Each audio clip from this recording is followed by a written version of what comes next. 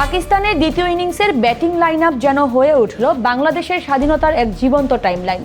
বাবর আজমের ৪৭ থেকে শুরু করে রিজওয়ানের ৯৪ রান মিলে যায় ইতিহাসের প্রতিটা অধ্যায়। শুরুটা বাবর আজমকে দিয়ে। পাকিস্তানের এই তারকা ব্যাটারের ৪৭ রানকে দেখা হচ্ছে ১৯৪৭ সালের দেশভাগ হিসেবে, যা এই অঞ্চলের ভূ রাজনীতির এক বড় টার্নিং পয়েন্ট। এরপর আজান ওয়াইসের ২১ রানকে সরাসরি মেলানো হয়েছে ১৯৫২ সালের মহান ২১শে ফেব্রুয়ারি আন্তর্জাতিক মাতৃভাষা দিবসের সাথে। আবদুল্লাহ ফজল আউট হন মাত্র ৬ রানে।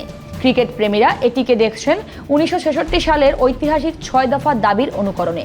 শান মাসুদ যখন ৭১ রান করে সাজঘরে ফেরেন, সেটি মনে করিয়ে দেয় ১৯৭১ সালের আমাদের মহান মুক্তিযুদ্ধ ও স্বাধীনতা অর্জনকে। শেষ দিকে মোহাম্মদ রিজওয়ান দুর্দান্ত লড়াই করে ৯৪ রানে থামেন।